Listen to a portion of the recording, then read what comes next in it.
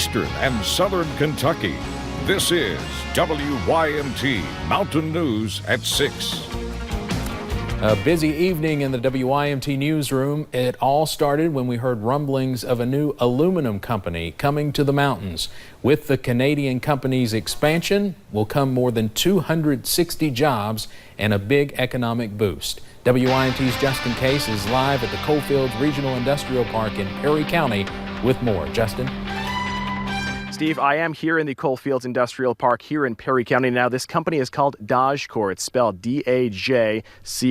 Now, they extrude and fabricate aluminum products for a number of different industries. Now, they're actually going to be moving into this building right here behind me. This is actually the old, it's the American Woodmark facility, excuse me. It's right across the street from FedEx. Now, we are told that Dajcor will be creating about 260 jobs over the next couple of years. Now, they will all work out of this facility. Local leaders say these are good-paying jobs as well, many starting at more than $17 an hour. Now, earlier I did talk with Chuck Sexton from One East Kentucky about the company that's making a nearly $20 million investment right here in the mountains. And this is a great company. Obviously, they do quite a bit of the work in-house. Instead of one of their clients have to go to multiple companies to get their products, Dajcor does that all in-house. So that's also causing them to grow even faster than some other extruders because they're basically a one-stop shop. Steve, now two quick things. I did talk with Trish Adams from EKSEP. She's actually one of the ones who helped create the workforce study that showed that there's a great interest in manufacturing jobs here in Eastern Kentucky. Now, that study actually helped convince Dajcor to move to this region. She says that job fairs could begin in the near future. Now, this company is expected to begin production by the end of 2019. She says by that point in time, there could be 50 to 60 positions that are already hired. And another thing is the natural gas pipeline. We heard rumblings about that. Of course, that grant was announced for more than $1 million not too long ago. Now, local leaders have been working on expediting that because natural gas is crucial to the production of this aluminum facility here behind me. And we are told that that is on track to actually be in place by the time they begin production later this year. We'll have much more coming up tonight at 11. Steve? All right, Justin, big day for Perry County, something that's been in the works for a long time. Thank you very much. Well, Dajcor is essentially doubling in size. The 9-year-old Canadian business owns another facility just across the border from Detroit. As of 2016, they employed around 250 people. The aluminum company serves various markets, including marine, medical, military, and automotive. Another developing story tonight. A fire threatened homes in Harlan County earlier this afternoon. Here's some drone video sent to us from a viewer.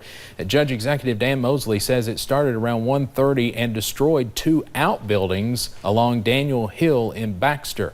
Along with it, the flames burned several cars. Mosley said on Facebook it spread to the mountain and did put some homes in danger.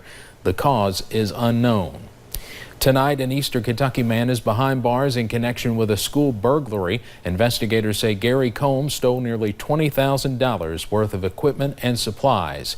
Here's his mugshot. Combs faces a charge of second-degree burglary. Investigators say he broke into the Jones Fork Elementary School in Mousy.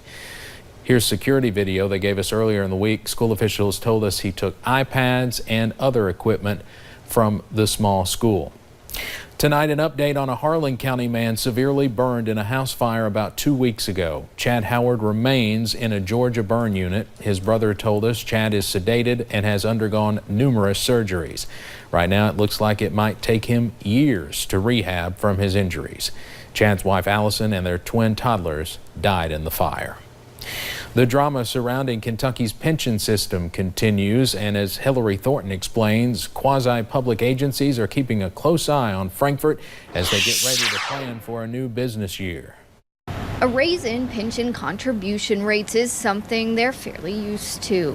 Has steadily increased. At one point it was 5.89%, then it went to 10, 12, 16. But the jump they are currently facing takes the responsibility from 49% all the way up to about 83%. Is an additional $31 million for the community mental health centers that will go to pension and not the provision of services. Community mental health centers providing critical services to 180,000 people a year, which is why they were thrilled the General Assembly passed a bill that had a freeze in it, locked them in at the 49% for another year. It gave us a chance to plan for the next steps of what's going to happen. But that sense of relief gone when the governor vetoed the bill back in April, however, drafting his own bill that does include the one-year freeze, but not all lawmakers are on board. Governor Matt Bevin saying he is waiting to call the special session until he has the support needed. If nothing is passed, the new rate kicking in July 1st. It's fairly stressful.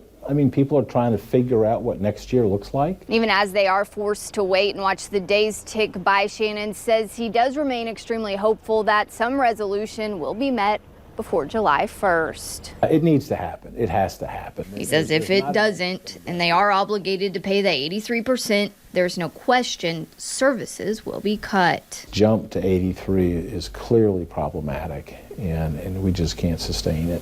Can't do it. In Lexington, Hillary Thornton, WYMT Mountain News.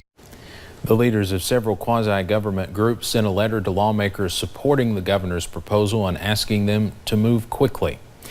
The U.S. Department of Transportation awarded the Big Sandy Regional Airport $4.4 million in grant money today.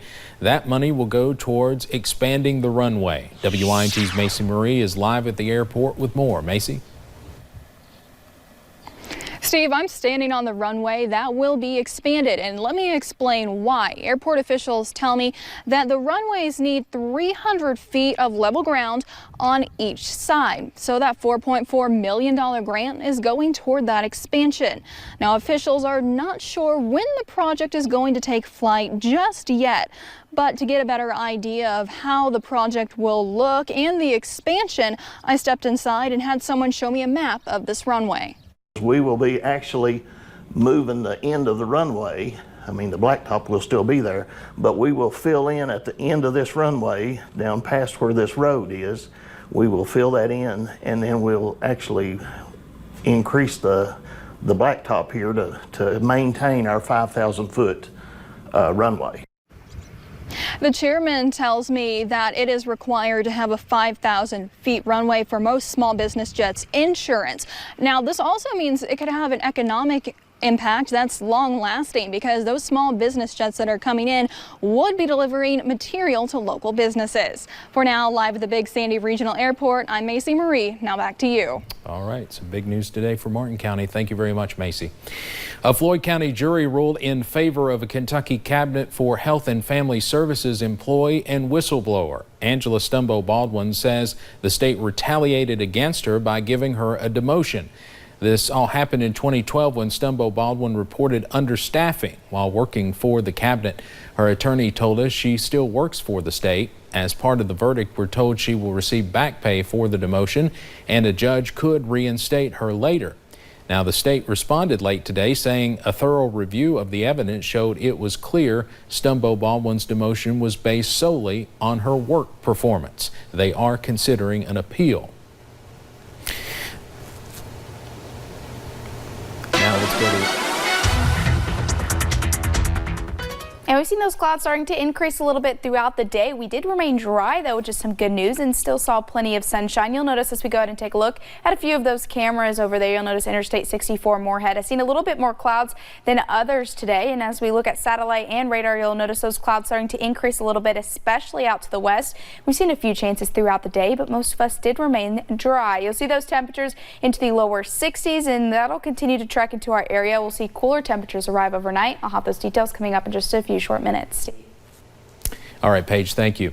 Yesterday, city officials in Pineville discussed the possibility of taking over temporary management of the Southeastern Kentucky Medical Center after Mayor Scott Maiden says the hospital was understaffed and employees have continuously struggled to get their paychecks. In fact, we are told that today makes a month since the last time some employees have been paid. WYMT's Hannah Reynolds has more. Concerns around the city mounted Thursday with an emergency meeting concerning the future of the Southeastern Kentucky Medical Center. I see a doctor on the second floor that I've seen for years, so I just pray that it'll stay open. Friday morning, Mayor Scott Maiden talked with hospital staff, convincing many to stay. I think everybody's confident. Pineville Hospital is open, and we are functioning, and we're going to be here. The meeting came following talks between city lawyers and hospital trustee lawyers.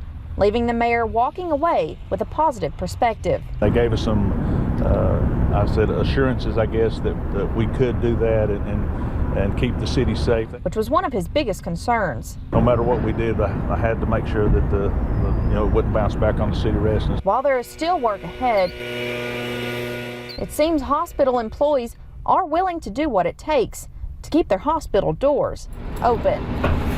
In Pineville, Hannah Reynolds, WYMT Mountain News. Maiden says his goal is to have a full plan together within the next 90 days.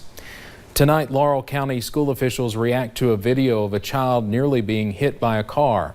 Here is that video. You might have seen it online. There you can see the student getting ready to walk across the road to the bus. Then a car zooms by. Now, some have questioned the bus driver, wondering why he did not have the stop sign out.